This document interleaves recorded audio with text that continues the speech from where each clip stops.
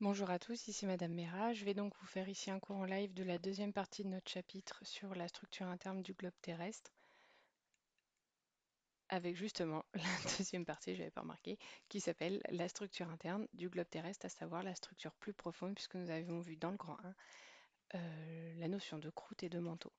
Donc, juste pour vous remettre à jour dans votre cahier, je vous rappelle qu'on avait écrit le petit 1, étude de la propagation des ondes sismiques avec le comportement des ondes, et ce petit 1, petit a, correspond à la fiche récapitulative des notions sur les ondes sismiques que je vous ai expliqué la dernière fois dans la vidéo d'aide sur l'activité 3.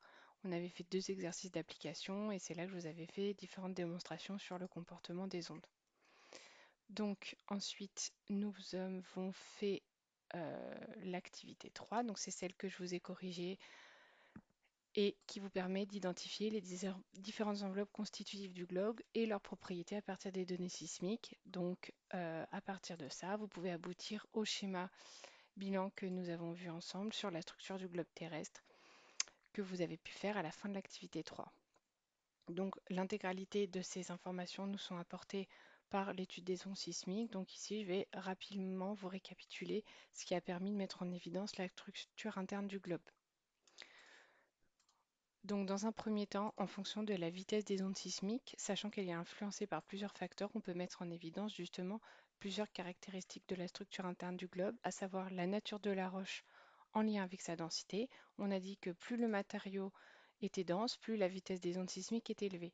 Donc lorsqu'on va avoir des changements de vitesse sismique, et bien forcément ça peut correspondre à des changements de roche. Donc c'est pour ça, comme ça par exemple, qu'on peut mettre en évidence le MOO qui permet de faire la discontinuité entre la croûte qui se situe à peu près dans les 30 premiers kilomètres et le manteau où on va avoir une augmentation progressive de la vitesse des ondes sismiques. Deuxième facteur qui peut influencer, je vous rappelle, c'est la température qui, de la même manière, est aussi en lien avec la densité. Donc plus le matériau et la roche traversée a une température élevée, plus la vitesse des ondes sismiques est diminuée, puisque le plus souvent, ça fera diminuer sa densité. En effet, on estime que plus un matériel est chaud, moins il sera cassant et plus il sera déformable et ductible, et de ce fait, moins la vitesse des ondes sera rapide. Donc par exemple, c'est ce qu'on avait constaté au niveau du manteau entre 150 et 200 km au niveau de la LVZ. On a un ralentissement des vitesses sismiques, ce qui indique certainement, puisqu'ici il n'y a pas de changement de roche, que c'est une augmentation de la température qui entraîne une modification des propriétés du manteau. Deuxième chose, ici, c'est ce qu'on constate aussi au niveau de l'existence du noyau externe liquide. La température est telle que le fer et le nickel du noyau externe est donc liquide, disparition des ondes S et ralentissement des ondes P. Alors là, on voit que la température est certes très élevée, mais cela n'entraîne pas une diminution de la densité. Alors ça, c'est aussi en lien avec la nature de la roche, c'est-à-dire que le fer et le nickel sont tellement denses que même s'ils sont liquides, ils ont une densité qui est nettement supérieure à celle du manteau. Donc ici, on a un petit paradoxe, mais vous n'avez pas vraiment à retenir cette subtilité. Vous devez juste vous rappeler disparition des ondes S égale liquide. Donc c'est comme ça, à partir donc, si on fait le bilan, à partir de rien que l'étude de ces vitesses des ondes sismiques, qu'on a pu mettre en évidence l'existence d'une croûte, d'un manteau, d'un noyau externe liquide, d'un noyau interne solide. Ces discontinuités portent des noms à des profondeurs que vous devez connaître, et ces discontinuités sont de l'ordre pétrologique, c'est-à-dire que ici c'est des différences de roches, et à l'intérieur du manteau, on peut distinguer le manteau supérieur du manteau inférieur en lien avec le ralentissement de la vitesse des ondes sismiques qu'on constate ici aux alentours de 150 km. Donc ça, c'est ce qu'on va appeler le modèle PREM. Donc c'est une compilation d'un grand nombre de données sismiques qui a permis d'aboutir à la structure interne du globe. Donc en fait, ça, c'est une hypothèse dans une Terre parfaite. C'est-à-dire qu'on va voir dans notre deuxième partie qu'il va y avoir des petites modifications du fait de la tectonique des plaques. Donc à partir de ça, vous avez donc pu construire ici le schéma de la structure interne du globe que vous devez connaître. Euh, alors pour revenir sur la notion de lithosphère que vous avez pu construire, donc ralentissement des ondes S et P au niveau de la LVZ. Donc ici, ce n'est pas une discontinuité pétrologique, c'est une discontinuité qui a une origine thermique qui permet de séparer le milieu cassant du manteau d'un milieu ductile. et donc de distinguer deux parties à ce manteau, la lithosphère et la sténosphère. Oups, pardon. Donc distinction lithosphère cassante de la sténosphère ductile. Attention, vous le voyez bien ici sur votre schéma et je l'ai mis dans le cours. La lithosphère, c'est donc le manteau lithosphérique ici qui est rigide et cassant, plus la croûte, qu'elle soit continentale ou océanique. Donc ça, c'est la lithosphère et c'est ça qui constitue les plaques tectoniques. En dessous, on a le manteau asténosphérique et la limite entre les deux, c'est bien une limite thermique. 1300 degrés, on vous le montre ici, avec la LVZ. Donc ici, on a un manteau asténosphérique qui est ductile, déformable.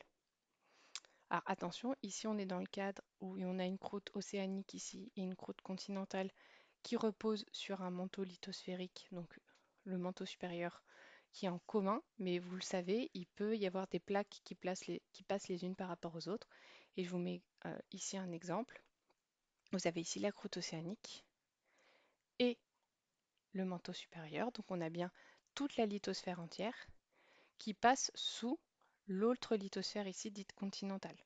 Donc attention, une plaque tectonique, une plaque lithosphérique, c'est bien la croûte plus le manteau supérieur et ce n'est pas uniquement la croûte. On va voir que ça aura beaucoup d'importance dans notre chapitre suivant. Juste rappel, attention, ductile ne veut pas dire liquide. Pour vous donner une idée, il y a une expérience qui a été faite par M. Parnell dans les années 1930. Donc ça, c'est de la poix. C'est en apparence solide. Donc pour vous dire, de la poix, c'est comme du miel, mais très très compact. Donc c'est quelque chose de solide. Il l'a mis dans un entonnoir en 1938. Et il faut savoir qu'il faut attendre 2019 pour qu'il y ait 9 gouttes qui soient tombées.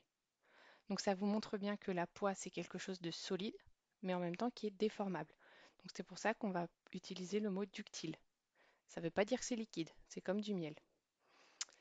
À l'inverse, donc qui s'oppose à cassant, qui est solide et rigide. Donc c'est pour ça, c'est exactement, je vous l'ai mis ici, le même raisonnement que lorsqu'on mange un carambar. Un carambar, quand il est froid, va être cassant. Et quand vous l'avez bien mastiqué, il est ductile. Donc dans tous les cas, il est solide, mais il a deux comportements mécaniques différents. Donc le bilan ensuite que vous pouvez copier. Donc pour ça, vous allez, pardon, dans le cours ici. Ici, vous avez les discontinuités révélées par le comportement des ondes sismiques, l'activité 3 et l'intégralité du bilan que je vous encourage à copier, qui met en évidence les discontinuités pétrologiques et les discontinuités thermiques. Je vous ai mis ici deux vidéos que vous pouvez voir en plus qui sont sur le Padlet, donc c'est des vidéos YouTube que vous avez ici dans les ressources. Donc il y en a une qui vous rappelle comment on distingue croûte, manteau, noyau et l'autre qui vous rappelle la différence entre lithosphère et asténosphère. C'est pas obligé que vous les regardiez, c'est si vous avez un petit peu de mal à comprendre. Petit 2, donc là c'est ce qu'on va faire cette semaine. Étude des données thermiques, donc cette fois-ci on va se pencher de plus près sur la température à l'intérieur du globe. Donc ça vous le savez, on l'a dit au début du cours. Vous me le dites depuis le collège, hein, vous avez vu, il y a des plaques qui bougent les unes par rapport aux autres. Je vous rappelle, cette plaque, elle est constituée de la croûte et du manteau supérieur, c'est ce qu'on appelle la lithosphère. Ces limites de plaques, elles correspondent justement à des zones qui sont dynamiques, avec des séismes, ici en rose, et des volcans.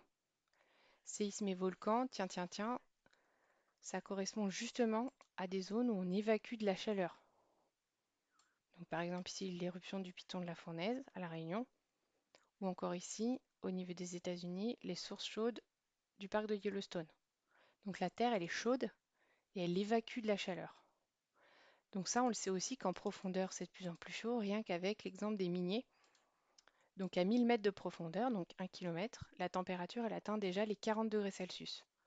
Donc ça, c'est l'une des plus grosses difficultés qui étaient rencontrées par les mineurs puisqu'ils avaient extrêmement chaud.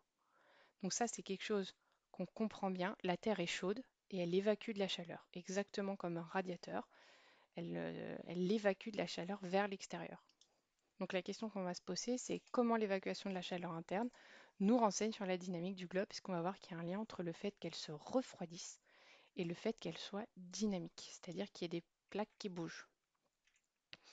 Donc petit a, la température au sein du globe, comment on sait la température qu'il y a au niveau de la Terre? Alors vous le savez, hein, je vais le redire, On ne sait pas aller au-delà de 12 km de profondeur. Donc ça, on arrive à avoir, via des forages, c'est toujours la même chose, des températures qu'on peut mesurer directement. Donc ça, on va les mesurer directement au niveau des mines. Donc vous voyez ici, là-bas c'est un forage de 6 km, 6 mm de profondeur, et vous voyez que la température à 6 km, elle est mesurée à environ 180 degrés Celsius. Donc d'après ça, on se dit, bah voilà, la température de la Terre, elle augmente de 30 degrés tous les kilomètres. Combien de degrés ça ferait à 6400 km, à savoir le centre de la Terre? Bah, si on fait 30 degrés Celsius fois 6400, on tombe sur à peu près 90 000 degrés. Pour vous rappeler un exemple, la température de fusion de la lave, c'est entre 700 et 1200 degrés. Donc vous voyez qu'on est très très loin des 90 000 degrés. Donc déjà, on se dit, bah, il y a un problème, la température de la Terre, elle n'augmente pas de manière régulière. Donc pour ça, on va utiliser d'autres données qui sont des données issues de l'étude pétrologique, c'est-à-dire de l'étude des roches. Donc on sait à certaines profondeurs ce que vont réaliser les roches, puisqu'on va savoir à quelle température on a tel ou tel minéraux. Donc ça, c'est ce qu'on vous montre ici. Vous voyez, ici, c'est les diagrammes de phase de l'olivine. Donc l'olivine, c'est quelque chose, vous vous souvenez, c'est un minéral qu'on trouve dans la péridotite. Et on voit que cette olivine, en fur et à mesure de la pression et de la profondeur, elle change. Et ça, on va pouvoir se dire, bah, tiens, si on trouve de l'olivine gamma dans ma péridotite, eh ben, ça veut dire qu'on a une pression et donc une température de 1200 degrés, etc., etc. Donc ça, c'est des données issues de l'étude des roches. Encore une fois, on peut étudier les ondes sismiques beaucoup plus précisément. Et avec les sauts de vitesse des ondes sismiques, on sait ce qui se passe à l'intérieur des roches et ça peut nous donner une idée sur la température. Enfin, dernière chose, on peut faire des expériences.